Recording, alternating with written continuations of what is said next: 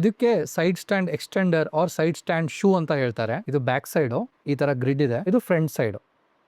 ನಮ್ stock stand ಏನಿದೆಯಲ್ಲ ತುಂಬಾ ಥಿನ್ ಆಗಿರುತ್ತೆ. ಸಾಫ್ಟ್ ಸರ್ಫೇಸ್ ಮೇಲೆ ಇಟ್ಟರೆ ಲೈಕ್ ರೋಡ್ಸ್ ಏನಾದ್ರು ಬಿಸಿಲಿಗೆ ತುಂಬಾ ಬಿಸಿ ಆಗಿರುತ್ತೆ, ಇಲ್ಲಾಂದ್ರೆ ಮಡ್ ಅಲ್ಲಿ ಗುಂಡಿಯಾಗಿ ನಿಮಗೆ ಗಾಡಿ ಏನಾಗುತ್ತೆ, ಹಿಂಗಿರೋ ಗಾಡಿ ಆಟೋಮೆಟಿಕ್ ಹಿಂಗ್ ಲೀನ್ ಆಗಿ ಬೀಳುತ್ತೆ. ಅಂಡ್ ಡಾಮಿನಾರ್ ಆಲ್ರೆಡಿ 2 ಸಲ ಈ ತರ ಸಿಚುವೇಶನ್ ಅಲ್ಲಿ ಬಿದ್ದಿದೆ. ಈ ತರ 3 ಅಲಾಂಕಿ ಇದೆ. ಈ 3 ಅಲಾಂಕೀಸ್ ನಾವು ಬಿಚ್ಚಿ ಬ್ಲಾಕ್ ಆಚೆ ತಕೊಂಡು ಅದ್ರ ಮೇಲೆ ಹಿಂಗ್ ಸೈಡ್ ಸ್ಟ್ಯಾಂಡ್ ಹಾಕಿ ಅದನ್ನ ಫಿಟ್ ಮಾಡಿದ್ರೆ ಆಯ್ತು ಅಷ್ಟೇ. ಸೆಕೆಂಡ್ ಥಿಂಗ್ ಏನಂದ್ರೆ MX ಶೂಸ್ ಹಾಕ್ತೀರಾ ಇಲ್ಲಾಂದ್ರೆ ರೈಡಿಂಗ್ ಶೂಸ್ ಹಾಕ್ತೀರಾ ಅಂದ್ರೆ ಅವಾಗ ನಿಮಗೆ ಸೈಡ್ ಸ್ಟ್ಯಾಂಡ್ ಏನಿದೆಯಲ್ಲ ಅದು ಎಕ್ಸೆಸ್ ಆಗಲ್ಲ. ಪದೇ ಪದೇ ನೀವು ಹುಡುಕ್ಬೇಕಾಗಿರುತ್ತೆ ಸ್ಟ್ಯಾಂಡ್ ಯಾವ ಕಡೆ ಇದೆ ಅಂತ. ಇದರಿಂದ ಏನಾಗುತ್ತೆ, ಜಾಸ್ತಿ ನಿಮಗೆ ಕವರೇಜ್ ಇರೋದ್ರಿಂದ ಸೊ ಸೈಡ್ ಸ್ಟ್ಯಾಂಡ್ ಹಾಕೋದಕ್ಕೆ ತೆಗಿಯೋದಕ್ಕೆ ನಿಮಗೆ ಈಸಿ ಆಗುತ್ತೆ. ಇನ್ನೊಂದು ಅಡ್ವಾಂಟೇಜ್ ಏನು ಅಂದ್ರೆ, ಕೆಲವೊಬ್ರು ಬೈಕ್ ನ ಮನೇಲಿ ಇಲ್ಲ ಅಂದ್ರೆ ಗ್ಯಾರೇಜ್ ಅಲ್ಲಿ ಪಾರ್ಕ್ ಮಾಡಕ್ಕೆ ಇಷ್ಟ ಮಾಡ್ತಾರೆ. ಅಲ್ಲಿ ಬೇಸ್ ಏನಿರುತ್ತೆ ಸಿಮೆಂಟ್ ದಲ್ಲಿ ಇರುತ್ತೆ, ಕಾಂಕ್ರೀಟ್ ಇರಲ್ಲ. ಸಿಮೆಂಟ್ ಇರೋ ಕಾರಣ ಏನಾಗುತ್ತೆ, ವೇಟ್ ಒಂದೇ ಕಡೆ ಶಾರ್ಪ್ ಆಗಿ ಬೀಳೋದ್ರಿಂದ, ಪಾಯಿಂಟೆಡ್ ಬೀಳೋದ್ರಿಂದ ಸ್ಟಾಕ್ ಸ್ಟ್ಯಾಂಡ್ ಅಲ್ಲಿ ಗುಂಡಿ ಆಗೋ ಚಾನ್ಸಸ್ ಜಾಸ್ತಿ ಇರುತ್ತೆ. ಟೈಲ್ಸ್ ಕೂಡ ಬ್ರೇಕ್ ಆಗೋ ಚಾನ್ಸಸ್ ಜಾಸ್ತಿ ಇರುತ್ತೆ. ಹಾಗಾಗಿ ಅಂತ ಸಾಫ್ಟ್ ಇರೋ ಕಡೆ ಎಲ್ಲ ಈ ತರ ನೀವು ಜಾಸ್ತಿ ಸರ್ಫೇಸ್ ಇರೋದನ್ನ ನೀವು ಯೂಸ್ ಮಾಡಿದ್ರೆ ನಿಮಗೆ ಟೈಲ್ಸ್ ಕ್ರ್ಯಾಕ್ ಆಗೋದಾಗ್ಲಿ ಇಲ್ಲ ಅಂದ್ರೆ ಸಿಮೆಂಟ್ ಹೊಡೆದೋಗಿ ಗುಂಡಿ ಆಗೋದಾಗ್ಲಿ ಅದು ಯಾವ್ದು ಆಗಲ್ಲ. ಸೊ ಇನ್ನೇನಾದ್ರು ನೀವು ಆಫ್ ರೋಡಿಂಗ್ ಮಾಡ್ತೀರಾ ಅಂದ್ರೆ ನೀವು ಗ್ರಾವೆಲ್ ಅಲ್ಲಿ, ಲೂಸ್ ಸ್ಯಾಂಡ್ ಅಲ್ಲಿ, ಮಡ್ ಅಲ್ಲಿ, ಎಲ್ಲಿ ಬೇಕಾದ್ರೂ ಅನ್ಇವನ್ ಸರ್ಫೇಸಸ್ ಅಲ್ಲಿ ನಿಮಗೆ ನಿಲ್ಸೋದಕ್ಕೆ ತುಂಬಾ ಹೆಲ್ಪ್ ಆಗುತ್ತೆ.